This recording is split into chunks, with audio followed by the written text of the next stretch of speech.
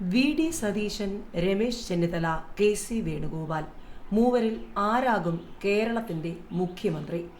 വിജയ കൊടുമുടിയിൽ നിൽക്കെ മുഖ്യമന്ത്രി സ്ഥാനത്തേക്ക് ആരെന്ന ചോദ്യമാണ് കോൺഗ്രസിന് മുന്നിൽ.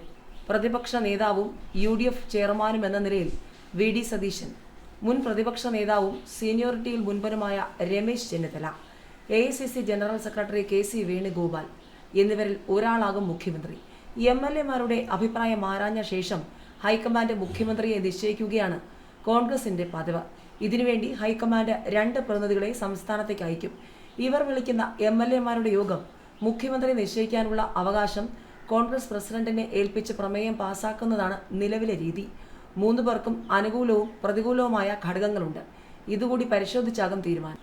വി.ഡി. സതീശന് അനുകൂലമായതെന്തൊക്കെ? 2021 പരാജയപ്പെട്ട് കോൺഗ്രസും UDF-ഉം പ്രതിസന്ധിയിലായ കാലത്ത് പ്രതിപക്ഷ നേതൃസ്ഥാനത്തേക്ക് വന്ന സതീശൻ പിന്നീട് നടന്ന 5 ഉപതെരഞ്ഞെടുപ്പുകളിൽ 4ലും മുന്നണിയെ വിജയത്തിലേക്ക് നയിച്ചു. ലോക്സഭാ തെരഞ്ഞെടുപ്പിൽ മുന്നണിക്ക് 20-ൽ 18 സീറ്റ്. തദ്ദേശ തെരഞ്ഞെടുപ്പിലും ശക്തമായ തിരിച്ചുവരവ്. തുടർച്ചയായ തെരഞ്ഞെടുപ്പ് വിജയങ്ങളിലൂടെ മുന്നണിക്ക് ജയിക്കാമെന്ന ആത്മവിശ്വാസം പകർന്നു. സാമുദായിക സംഘടനകളോടും രാഷ്ട്രീയ സമ്മർദ്ദ ശക്തികളോടും നിലപാടിന്റെ ബലത്തിൽ കാർക്കശ്യത്തോടെ നിലകൊണ്ടത് ശക്തനായ നേതാവെന്ന പ്രതിച്ഛായ സമ്മാനിച്ചു. കേരയിൽ, ശബരിമല സ്വർണ്ണക്കൊള്ള, കിഫ്ബി വഴിയുള്ള സാമ്പത്തിക ധൂർത്ത് തുടങ്ങിയവ തുറന്നു കാണിച്ച് സർക്കാരിനെ കണിശമായി എതിർത്തു. നിയമസഭയിൽ നല്ല ഗൃഹപാഠത്തോടെ എത്തി സർക്കാരിനെ മുൾമുനയിൽ നിർത്തി. ഘടകകക്ഷികളുടെ അകമഴിഞ്ഞ പിന്തുണ. അധികാരത്തിൽ വരാൻ പോകുന്ന മുന്നണി എന്ന നിലയിൽ വികസന സ്വപ്നങ്ങൾ പങ്കുവച്ചതിലൂടെ പൊതുജന വിശ്വാസം ആർജിച്ചു. സീറ്റ് 100 കടന്നതോടെ വിജയത്തിന്റെ പ്രധാന ശില്പിയെന്ന അവകാശവും ഒരു പരിധിവരെ സതീശന് അവകാശപ്പെട്ടത്. പ്രതികൂലം കർക്കശക്കാരനായ നേതാവെന്ന പ്രതീതി ഒരു വശത്ത് ഗുണകരമാകുമ്പോൾ മറുഭാഗത്ത് എതിർപ്പും ക്ഷണിച്ചു വരുത്തുന്നു. സാമുദായിക ശക്തികളെ പ്രകോപിപ്പിക്കാതെ ഓരം ചേർന്നു പോകുന്ന കോൺഗ്രസിന്റെ പതിവിൽ നിന്നും വ്യത്യസ്ത സമീപനം സ്വീകരിക്കുന്നത് ഈ വിഭാഗത്തിന്റെ അകൽച്ചയ്ക്ക് കാരണമാകുമെന്ന വിമർശം. മുഖ്യമന്ത്രി സ്ഥാനത്തേക്ക് എത്തുന്നയാൾക്ക് കൂടുതൽ മെയ്വഴക്കം വേണമെന്ന ചിന്ത. MLA ആയി 1/4 നൂറ്റാണ്ടായിട്ടും ഇതുവരെയും ഒരു അധികാര സ്ഥാനത്തും ഇരുന്നിട്ടില്ല എന്നതും പോരായ്മ. രമേശ് ചെന്നിത്തല അനുകൂലം. കേരളത്തിൽ നിന്നുള്ള മുതിർന്ന കോൺഗ്രസ് നേതാവ്. 26-ാം വയസ്സിൽ MLA-യും 30-ാം വയസ്സിൽ സംസ്ഥാന മന്ത്രിയുമായ രമേശിന്റെ സമകാലീനരായ കോൺഗ്രസ് നേതാക്കൾ പലരും പല സംസ്ഥാനങ്ങളിലും മുഖ്യമന്ത്രിമാരോ കേന്ദ്രമന്ത്രിമാരോ ആയി കഴിഞ്ഞു.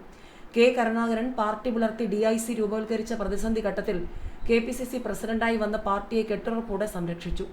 ആഭ്യന്തരമന്ത്രിയും ദീർഘകാലം MP-യുമായിരുന്നു. 2016-ൽ പ്രതിപക്ഷ നേതാവായപ്പോൾ അദ്ദേഹം ഉന്നയിച്ച അഴിമതി ആരോപണങ്ങൾ സർക്കാരിനെ പ്രതിസന്ധിയിൽ നിർത്തി. താഴെ തട്ടുവരെ പ്രവർത്തകരുമായി ബന്ധമുള്ള നേതാവ്. പ്രതികൂലം. 2021-ലെ തിരഞ്ഞെടുപ്പിൽ മുന്നണിയെ അധികാരത്തിലേക്ക് നയിക്കാൻ സാധിച്ചില്ലെന്ന് മാത്രമല്ല, ഉള്ള സീറ്റ് കുറയുകയും ചെയ്തു. ആഭ്യന്തരമന്ത്രിയായിരിക്കെ നടന്ന സോളാർ ബാർക്കോഴ കേസ് അന്വേഷണങ്ങൾ പാർട്ടിയെ മുന്നണിയെ പ്രതിസന്ധിയിലാക്കി. കേരള കോൺഗ്രസ് M മുന്നണി വിട്ടു പോകുന്നത് വരെ എത്തി. കെ.സി. വേണുഗോപാലിന് അനുകൂലം. അഖിലേന്ത്യാ തലത്തിൽ കോൺഗ്രസിന്റെ സമുന്നതനായ നേതാവായതിനാൽ തന്നെ ഹൈക്കമാൻഡിന് തൽപരൻ. വേണുഗോപാലിനെ സംസ്ഥാനത്തേക്ക് അയക്കാൻ ഹൈക്കമാൻഡ് തീരുമാനിച്ചാൽ മുഖ്യമന്ത്രി കസേരയിലേക്ക് അധികം ദൂരമില്ല. ജയിച്ച പലർക്കും സീറ്റ് നേടിക്കൊടുത്തതിൽ നിർണായക പങ്ക് വഹിച്ചു. തെരഞ്ഞെടുപ്പിന് വേണ്ട സന്നാഹം ഒരുക്കുന്നതിലും നായക സ്ഥാനത്തുണ്ടായിരുന്നു. സംസ്ഥാന മന്ത്രി, കേന്ദ്രമന്ത്രി എന്നീ നിലകളിൽ മികച്ച പ്രകടനം. തെരഞ്ഞെടുപ്പ് സമയത്ത് റിബലുകളെ കൈകാര്യം ചെയ്യുന്നതിലും പാർട്ടിയും മുന്നണിയും ഒറ്റക്കെട്ടായി നിർത്തുന്നതിലും വലിയ പങ്ക് വഹിച്ചു. സാമുദായിക നേതൃത്വങ്ങളുമായി മികച്ച ബന്ധം. നിയമസഭാ കക്ഷിയിൽ ഭൂരിപക്ഷം ലഭിക്കാൻ സാധ്യത. പ്രതികൂലം. നിലവിൽ MP-യാണ്. MP-മാർ മത്സരിക്കേണ്ടെന്ന പൊതു തീരുമാനം നടപ്പാക്കിയ ശേഷം MP സ്ഥാനം രാജിവെച്ച് മുഖ്യമന്ത്രിയാകുന്നതിലെ അനൗചിത്യം.